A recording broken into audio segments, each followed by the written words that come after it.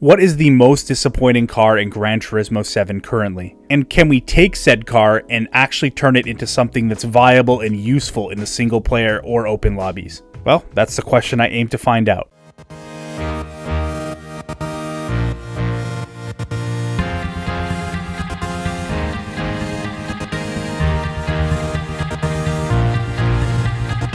Well, the first thing to note in a video like this is obviously I need to define the word disappointing. And this isn't meant to be confused with the worst cars in GT7, because everybody knows that the slowest car in Gran Turismo 7 is the Tomahawk X. No, by disappointing, I mean cars that we expect to be better in Gran Turismo 7 based on their performance in older GT games or their performance in real life. Also, I'm going to factor in other elements as well. If a race car is in a particular class and it used to be very strong in that class and now it's very bad, that also carries weight in the disappointment argument, as well as the PP rating. If a car has a very high performance points rating for the amount of lap time potential it actually has, I consider that very disappointing as well. If you guys do enjoy videos like this though, be sure to leave a like, comment, and also subscribe. It really helps me out in the YouTube algorithm and helps me get these videos out to more people. But beyond that, guys, I'm going to get into my most disappointing cars in Gran Turismo 7. Now, there's many cars that I considered putting in this video. Honestly, I had 25 listed, but the video would have been way too long. Today, I have a countdown of 10 cars that I think are the most disappointing in GT7 after very careful thought. I have some honorable mentions I'm going to include at the end of the video and provide some more setups for those. But yeah, these 10 cars are definitely the most disappointing in my opinion. So number 10,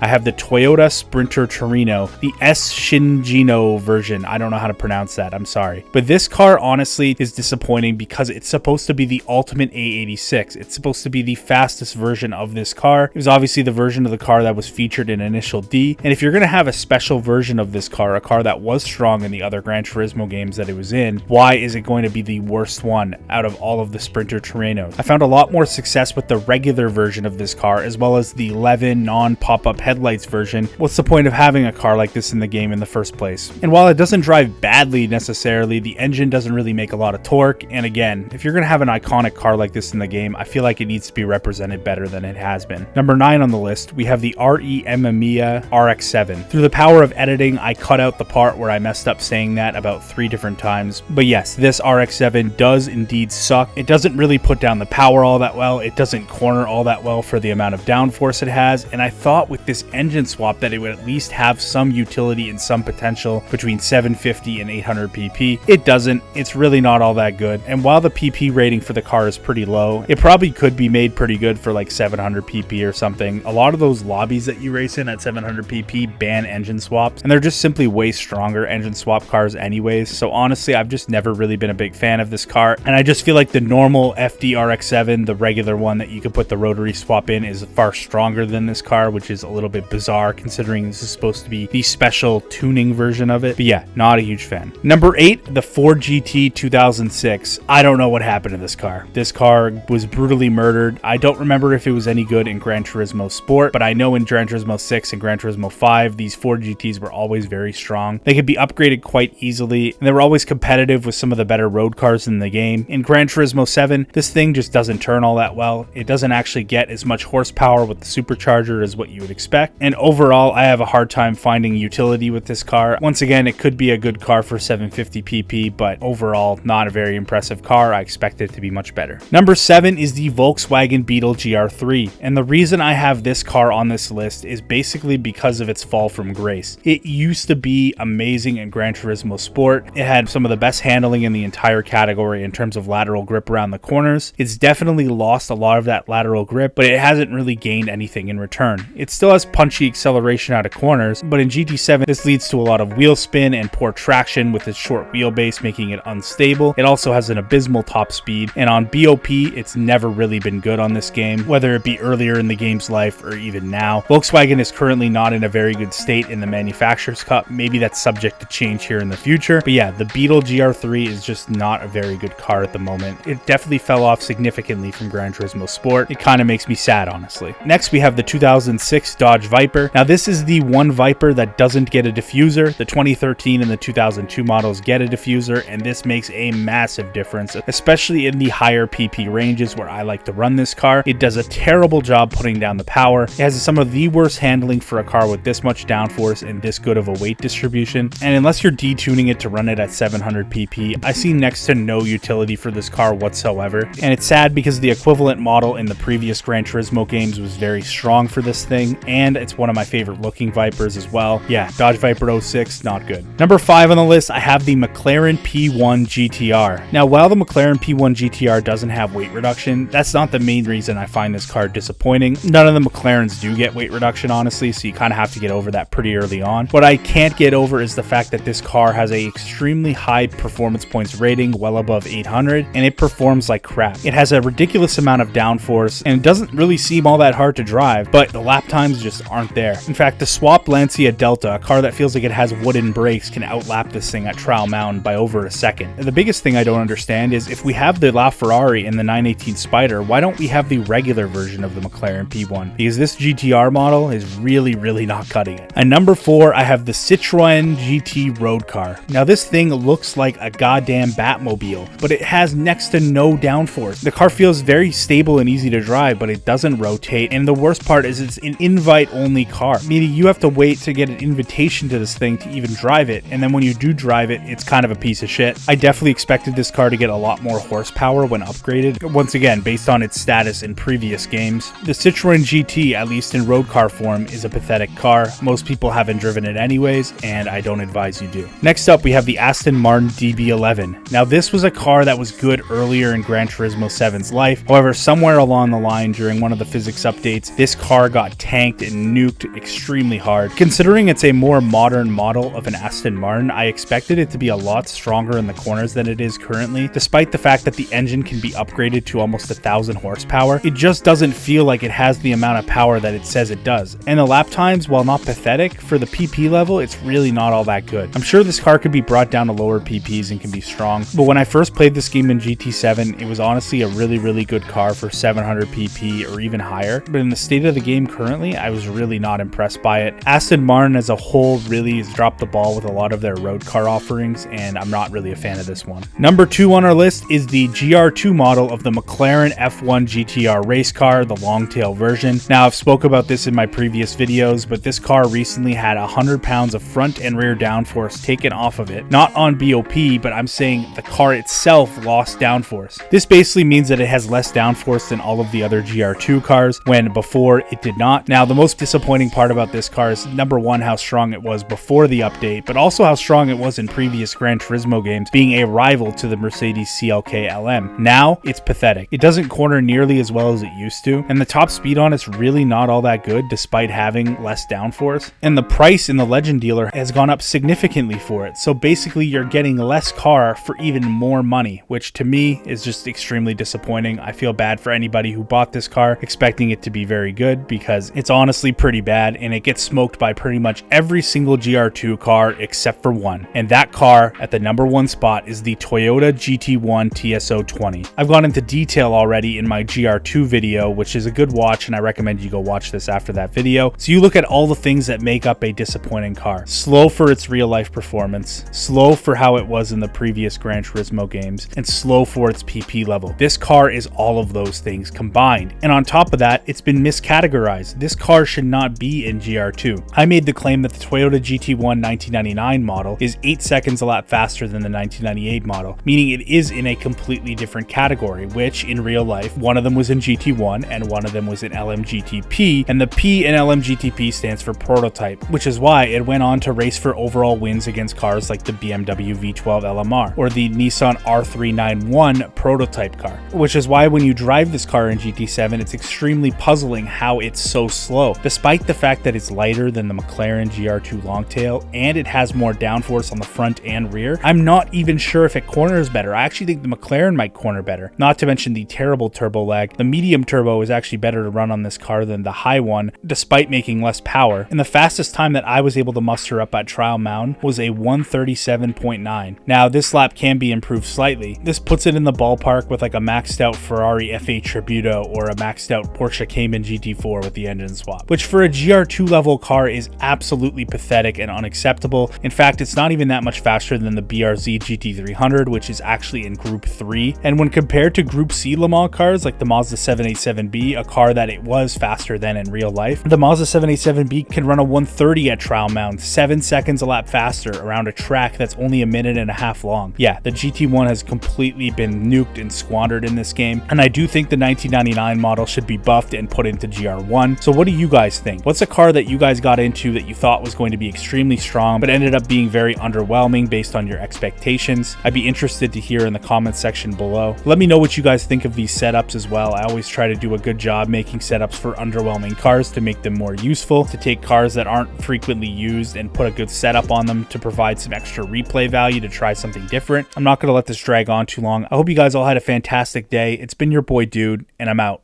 Peace.